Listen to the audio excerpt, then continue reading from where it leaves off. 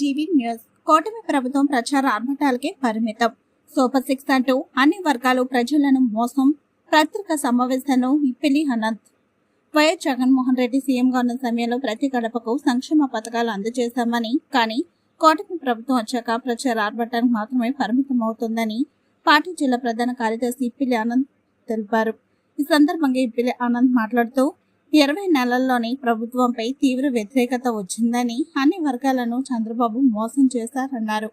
కీలకమైన హామీలు అమలు చేయకుండా సూపర్ 6 హామీలు విజయవంతంగా అమలు చేశామనడం చంద్రబాబు వెన్నుపోటుకు మరో నిదర్శనం అన్నారు.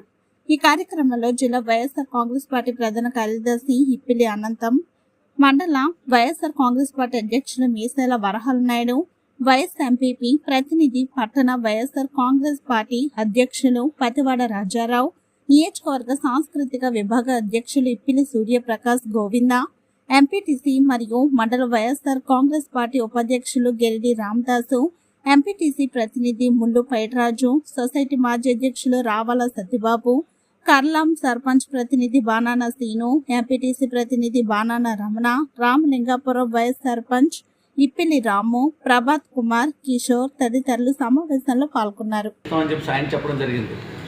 అలాగే బాలకృష్ణ గారు కూడా చెప్పడం జరిగింది. మన సినిమా యాక్టర్ బాలకృష్ణ గారు కూడా చెప్పడం జరిగింది. అలాగే ఎమ్మెల్యే గారు 100 సార్లు చెప్పారు, ప్రతి నియోజకవర్గంలో ప్రతి విలేజ్లో ఆర్ఎస్ఎస్ తెస్తామని చెప్పేసి. నెల రోజుల్లో తెస్తామని ఆర్ఎస్ఎస్ని 20 మాసాలు అయింది. ఈరోజు ఇంతవరకు కూడా ఆర్ఎస్ఎస్ ఎక్కడుందో తెలియదు, అతోగతి లేకుండా ఉంది ఇప్పుడు పరిస్థితి. అది ఎంత దౌర్భాగ్యం అండి. దయించి మా పత్రికల ద్వారా, మీడియాల ద్వారా దయించి ఇప్పటికైనా చేసి మీ ఎమ్మెల్యే గారు చెప్పి మీటింగ్లో ఎమ్మెల్యే గారిని అడిగి, సీఎం గారిని అడిగి ఆర్ఎస్ఎస్ని తేవలసిన బాధ్యత మీ అందరికీ ఉందని మరొకసారి మేము గుర్తు చేస్తున్నాం. ఈరోజు ఇది స్టేట్ సమస్య కాదు, ఒక విషయం అండి, ఇది స్టేట్ సమస్య కాదు, చీపురుపల్లి తాలూకా కాన్స్టిట్యూన్సీ సమస్య. ఈరోజు చూసుకుంటే ఈరోజు ఇక్కడికి వచ్చిన సీఎం గారు కానీ నాయకులు కానీ అందరూ వాగ్దానం చేసి వెళ్ళారు.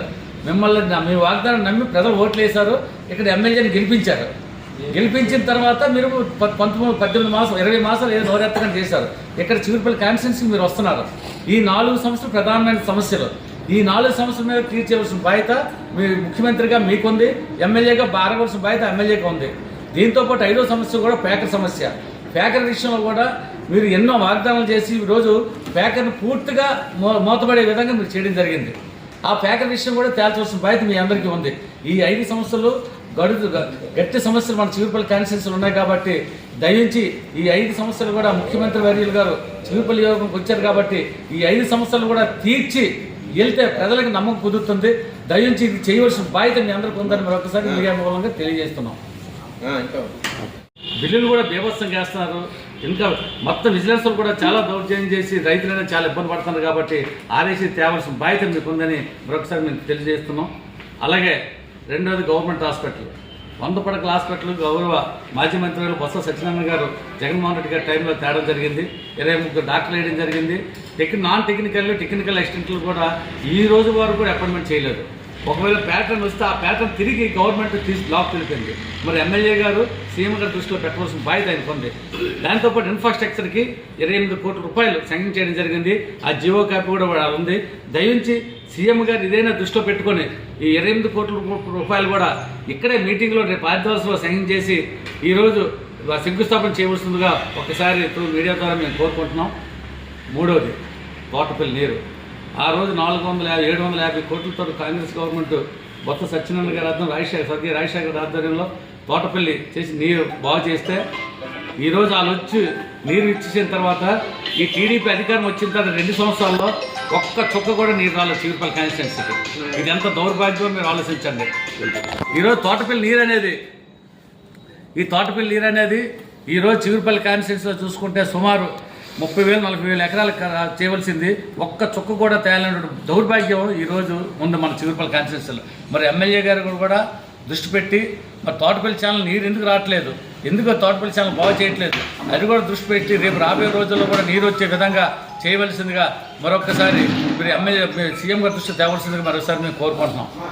మరి దీంతోపాటు 4వ విషయం తీసుకుంటే ఆ రోజు గౌరవ మాజీ మంత్రి బొత్స సత్యనారాయణ గారి కోరిక జిల్లా ఆసుపత్రి చేసి ఇక్కడ హాస్పిటల్ చేద్దామని ఆయన కోరుకునేది. మరి గవర్నమెంట్ ఇది అయిపోయిన తర్వాత ఈరోజు మనం ఎలాగ అక్కడ ఏరియల్ హాస్పిటల్ మన హెడ్ క్వార్టర్లో ఇది అయింది కాబట్టి ఈరోజు జిల్లా హాస్పిటల్ చిగురుపల్లి కంపల్సరీకి వస్తే బాగుంటుందని ఇక్కడ పేద ప్రజలకి ఇక్కడ సుమారు 9-10 మండలాలకి సెంటర్ అవుతుంది కాబట్టి దయించి జిల్లా హాస్పిటల్ అనేది ఇక్కడ తేవాల్సిన బాధ్యత ఎమ్మెల్యే గారికి సీఎం గారికి ఉంది. మీరు నియోజకవర్గం దృష్టి పెట్టండి, విమర్శలు కాదు, దృష్టి పెట్టి ఈ 4 సమస్యలు తెచ్చుకోవాల్సిన బాధ్యత మీకు ఉంది.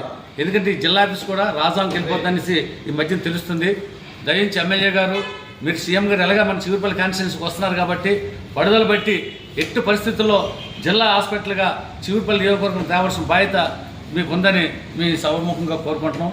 దయించి ఈ మీరు మెమోరాండం రూపంలో చేస్తారో రాయంతో వాగ్దానం చేయిస్తారో ఎట్టి పరిస్థితుల్లో ఆర్ఎస్సీస్ కానీ గవర్నమెంట్ హాస్పిటల్ కానీ తోటపల్లి నీరు కానీ ఈరోజు జిల్లా ఏరియా హాస్పిటల్ కానీ ఈ 4 తేవాల్సిన బాధ్యత మీకుందని మరొకసారి సభముఖంగా మీకు తెలియజేస్తున్నాం.